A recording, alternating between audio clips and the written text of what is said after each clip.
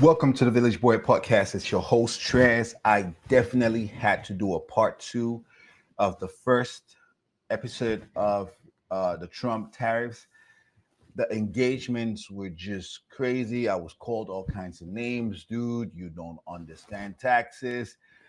You don't on people were teaching me English, land, not give money. Thank you for all the comments. I appreciate it. I appreciate the reactions. But we need to have an honest conversation because for me, in this conversation, it's all about America. America first. That's where the conversation starts and that's where the conversation ends. America first. I cannot prioritize any other country when I pay taxes to America. I just cannot. I cannot prioritize China. I cannot prioritize Israel. I cannot prioritize Cameroon. I cannot prioritize Nigeria. I cannot prioritize France, Germany when I pay taxes to America, when I have pledged allegiance to America. So there's no prioritization in this for me. And so when I hear tariffs, all I hear is protecting American jobs. On my platform, you're always going to see me push the narrative of creating American jobs. You cannot create American jobs in a free market economy. Let nobody fool you that it is possible. Because as a business person, I will always look for, especially the American greedy capitalist system, where money is the only driving factor. I will always look for the possibility to go down to the cheapest country I can find where I can make my products for dirt cheap. And then because I understand that America is a consumer economy and not a manufacturing or producing economy, I'm going to sell my products in America. I cannot stand for that. I want to be able to consume products that are made in America and create American jobs and grow the American economy. That is what I want to stand behind and I want to support. Now, I have no delusion that every product can be made in a country as far developed as American because you're not going to be buying a $7 t-shirt, $8, $9 t-shirt in Walmart. You're not going to be buying the products made at H&M prices, the Zara prices, if they're made in America.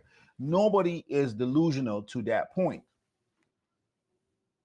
So there are some factors in economy that are not going to work in your favor. So those kind of factors, you're going to export. You're going to say, okay, make this kind of t-shirts. Let Zara, let H&M, those kind of brands that prioritize low budget products, make their products over there.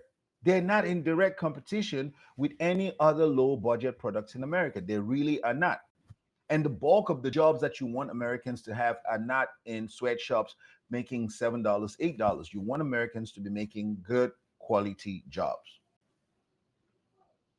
So yes, are we should we give back some jobs to Bangladesh? Should we have products made in China? Should we have products made in Taiwan, in Vietnam, in Africa, wherever we can source products for cheap and then benefits the American products, American consumers? Yes, we should. But let me ask you something. If a local cheese manufacturer in North Carolina, he's making cheese, small business making cheese, he employs, let's say, 50 people in his cheese factory, right? And those people have families that depend on that income. And he's selling his cheese across the different grocery stores in North Carolina.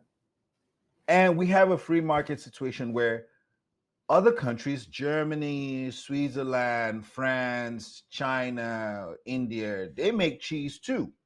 And they want to sell their cheese in the American economy, in the American market, sorry. They want to sell their cheese in the American market. What do you think the American government should do to protect the cheese manufacturer in North Carolina so they're not in direct competition with the foreign cheese manufacturers that are coming to sell their cheese in North Carolina and for cheaper? Because the cheese that was made in those countries probably make for $1, $2, and they're coming to sell the cheese. Let's say the guy sells his cheese for about, I don't know, we just use a random price here, $7 a pound. And the cheese that's coming from outside the country is sold between $2 and $5 a pound. How do you think that that local guy is going to stay competitive, making his products in America and following all the standards of American laws? He is at $7 a pound, and his competition starts between $2 and $5. How does he stay competitive in the market if you do not have regulations in place to protect him? This is the point where we have to start understanding tariffs. If you just look at tariffs as a tax and you relate it to the tax that you pay, income taxes, property taxes, sales tax, then we have a problem. Yes, it is a tax, but what is the purpose of that tax? Is the tax just to generate money for the government? Is that the essence of the tax? And is that why you're opposed to the tax? No. The tax primarily is to protect local businesses and local production. It's a deterrent for foreign companies to just dump in your economy. Without tariffs, foreign companies are going to dump. It's what is called in economics dumping. If you do not have tariffs to regulate what China brings into America, China is going to bring everything into America, and you will not have an American economy again. So you must, as a matter of national security, as a matter of national interest, have tariffs for each and every country that you do business with, especially if those countries have products that you produce in your country. Now, if you do not make any of these products in your country, it makes sense not to have some exorbitant tariffs because you don't make the products in your country. So just tariffing this product does not serve in your best interest because you don't make the products locally. Now, let's listen to Nancy Pelosi in this video and let's hear what she has to say. Let's listen to her take, and then we'll continue the breakdown of this video. How far does China have to go? How much more repression? How big a trade deficit and loss of jobs for the American worker? And how much more dangerous proliferation has to exist before members of this House of Representatives will say, I will not endorse the status quo? As I mentioned, it's about jobs, proliferation, and human rights. And there are those who say we shouldn't link human rights and trade and proliferation and trade. I disagree. But if we just want to take up this issue on the basis of economics alone, indeed, China should not receive most favored nation status for several reasons that I'd like to go into now. I'd like to call the attention of our colleagues to this chart on the status quo that the business community is asking each and every one of you, each and every one of us to endorse today. Right now, we have a $34 billion trade deficit with China, the 1995 figure. It will be over $40 billion for 1990. So this was 1995, 1996, and this was the trade deficit. So this was the downhill that America was already heading, right? A trade deficit just means that China is selling more products to America than America is selling to China. So there's a deficit, right? So we're consuming more Chinese products than Chinese are consuming American products. So there's a trade deficit. This was 1996, 1995, 96, right? The average US tariffs on Chinese good is set to 2%. And in one of the videos, somebody said, oh, there's no tariffs. This was the average US MFN tariff on Chinese goods. So goods coming from China was set to 2%. Americans tax Chinese goods 2%. For this trade deficit to happen, you have to have this imbalances in tariffs. You must know this. You must understand that for a trade deficit to happen, there should be an imbalance somewhere that allows one country to put more products in your country than the other country is able to do. So something, it has to be cultural or at least human intervention, in this case, taxes. So you could see the tariffs that are set on Chinese goods coming into America is set to 2%. And the average Chinese tariffs on US goods is set to 35%.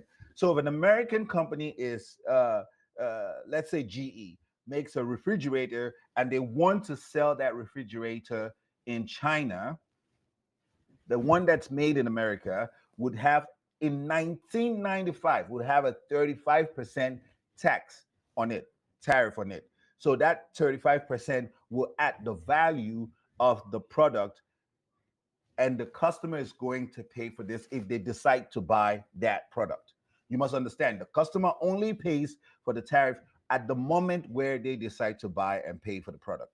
If they don't pay for it, it's only the seller, that is the importer, that pays for it. But if GE decides to go to China and makes that same refrigerator in China and decides to sell that same refrigerator, so GE has created jobs for the Chinese, it has killed the jobs for the Americans, it has decided to create jobs for Chinese, grow the Chinese economy, develop the Chinese economy. GE can now send this same refrigerator to America to be sold in Home Depot, Lowe's, and Ace, Walmart, and all of these places. And in 1995, while China will be charging GE, if it was made in America, 35%, America will be charging the same GE, who is now making the product in China, America will be charging GE 2%. 2%. And that's why you have the trade deficit. The vast majority of products that are consumed in America are predominantly American brands for the most part. But those brands have decided to go abroad and make their products abroad. When China puts a tariff of 35%, what do you think China is trying to do? China is forcing GE to come and manufacture its product in China and avoid a 35% tax or tariff. China does not care if you're going to sell your refrigerator in China. China is looking at the American market, even when they're putting this tariff, because they understand the ultimate goal is the American market, because the American market has the buying potential. Chinese companies are going to focus on making refrigerators for the Chinese market.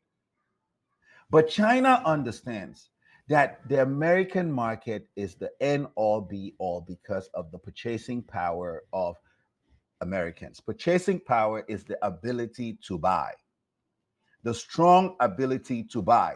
That is why everybody wants to sell their products in America. They don't want to make the products in America, they just want to sell the products in America. So, how do we maintain this purchasing power? If we're just a consumer economy, where is this money going to come from if we are not working? We're only consuming. We don't make what we spend our money on.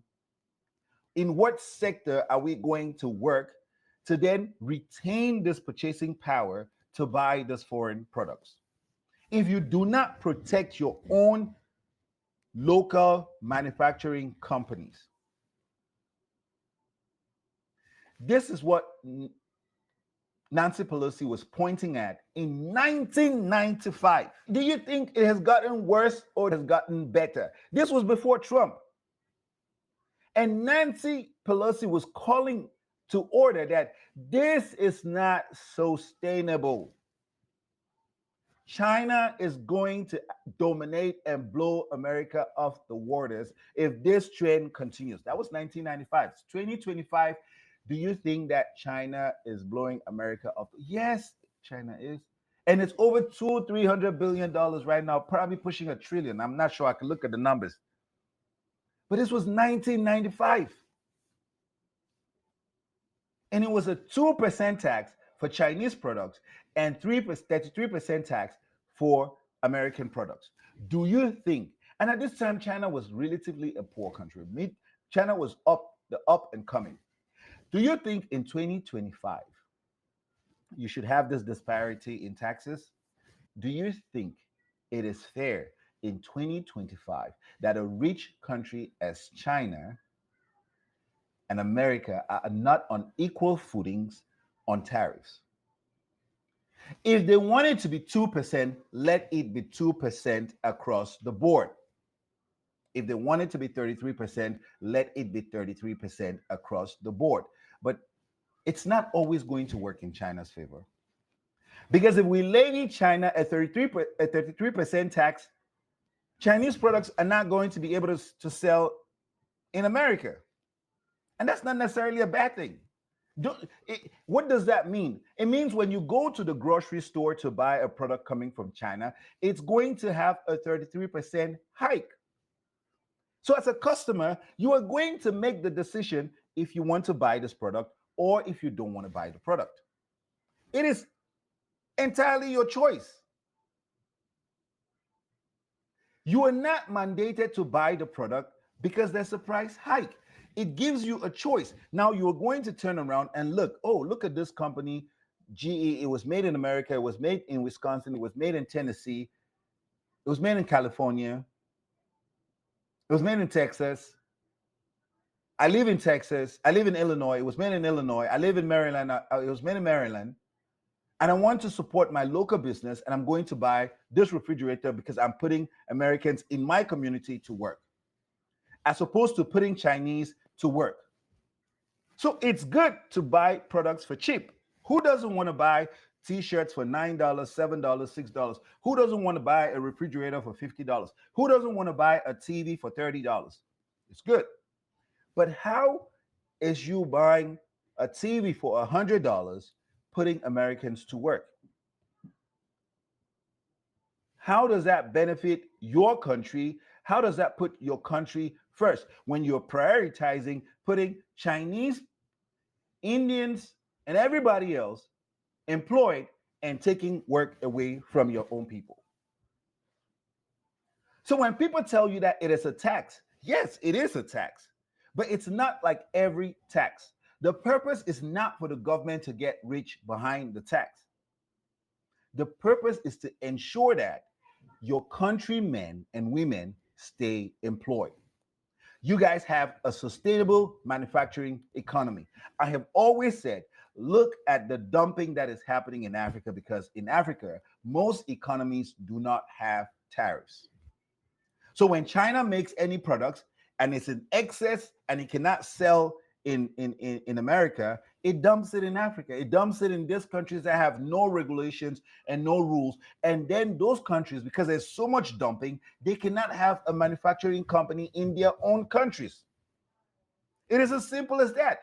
If you want to kill your manufacturing companies, if you want to kill any ability to be able to compete in the production of goods and services, have access to free market where countries like India, China, and all of these countries can dump in your market.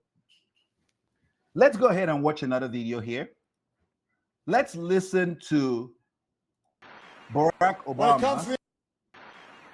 When it comes to the international system of commerce and trade, it's legitimate for poorer countries to continue to seek access to wealthier markets. And by the way, wealthier markets, that's not the big problem that you're having.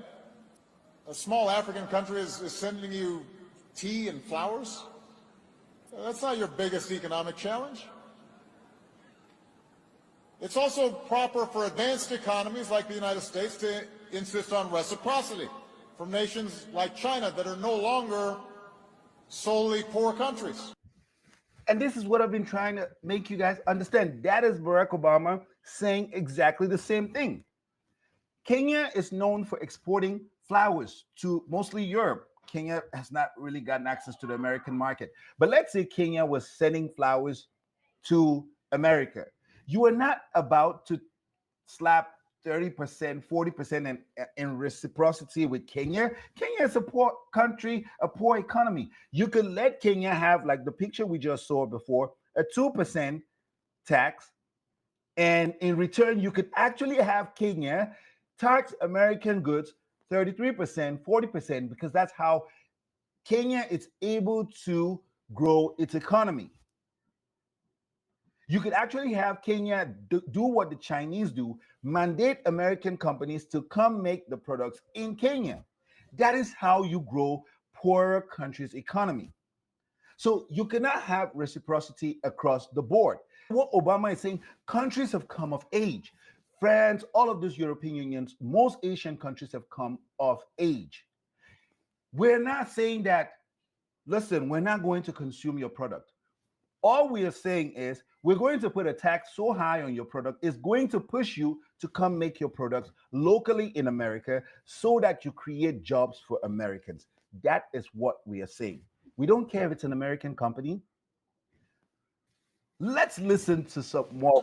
To make sure that they're providing access to their markets and that they stop taking intellectual property and hacking our servers.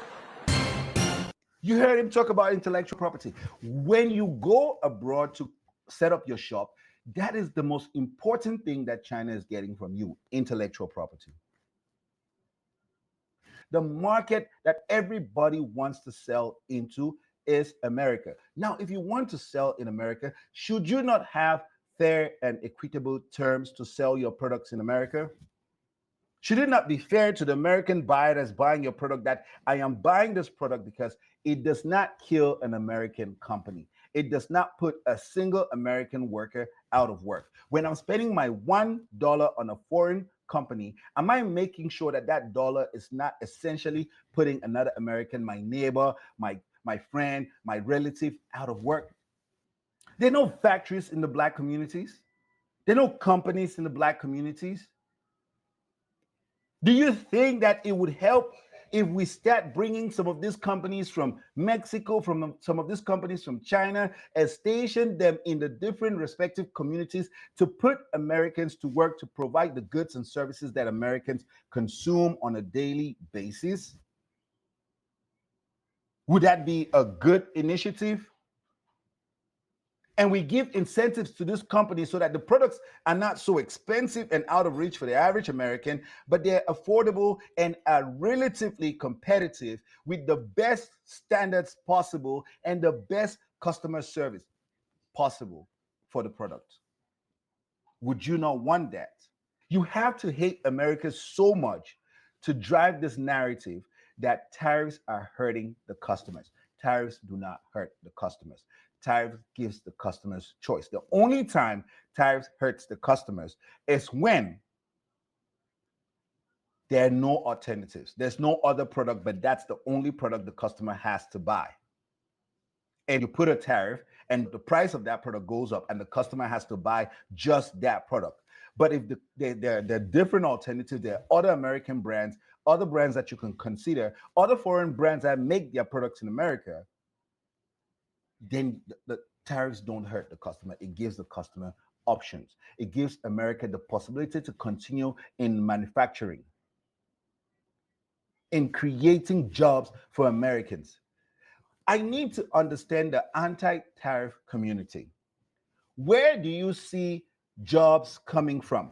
Because why will I stay if I can go make my product in India, if I can go make my product in South Africa? What is the incentive for me to stay in America when I can just go make my product cheap in another country and come sell in the most powerful market in the world?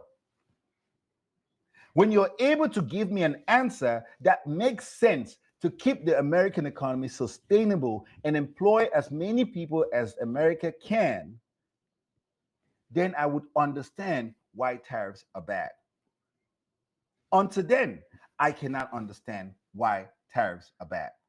Further, what they have said is that we need to not worry about manufacturing in America because what we should establish is a policy of unfettered free trade. We don't need tariffs. What we need is to allow corporate America the freedom to throw American workers out on the street, people who are making 15, 20, 25 bucks an hour, health care, pensions, throw them out on the street because somehow, Madam President, we are going to create wealth in America and good paying jobs in America as we shut down plants, we move to China, corporations there pay workers 20, 30 cents an hour, and we bring the product back into this country. And anyone who goes shopping in a mall knows how difficult it is today to find the product made in America. But that is the philosophy. And I have to say, in that regard, the champion, and he is honest on this one. Senator McCain has been criticized recently for not being the most honest candidate we have seen in terms of his ads and so forth. He has been honest on this one. He is the lead advocate of unfettered free trade. I hope you heard that. Unfettered free trade. If America is not selling Ford and GMs in Germany, listen, that's okay. It's not the end of the world. But if Germany wants to sell Porsche, VW, Audi, Mercedes, and BMWs, then the Germans should be making those cars in America for Americans with the standards that Americans want. And any car that Germany decides that they're not going to make in America, we should have a serviceable tariff on that car, essentially because we're saying that you are coming to sell this car in America and you're taking away from an American buying an American car to buy a foreign car. Fair. But that American should be able to pay more for driving a foreign car as opposed to an American car. That American should be able to pay more because, one, the car was not made in America. It was made in Germany. It employed Germans. The property, intellectual property remains with the Germans. So that American buying a foreign-made car that only has showrooms in America should pay more. It's America first. The only thing I want to hear is America and the jobs that are being created in America. I don't want to hear nothing else. Nothing. I don't want to hear what is happening in China. I don't want to hear what is happening in India. I don't. If the product is getting sold in America, I'm going to ask where it was made, how much taxes did they pay to sell the products? Who are you putting to work when you have your products made in China? Who do you know that you're putting in work in China, in Canada, in Mexico? Who do you know that you're employing over there? So the best that we can get from that is a tariff. It's been your host, the Village Boy. If you agree, put your comments. Like a lot of people have disagreed with me, and they're commenting and they're putting their comments in the comment section.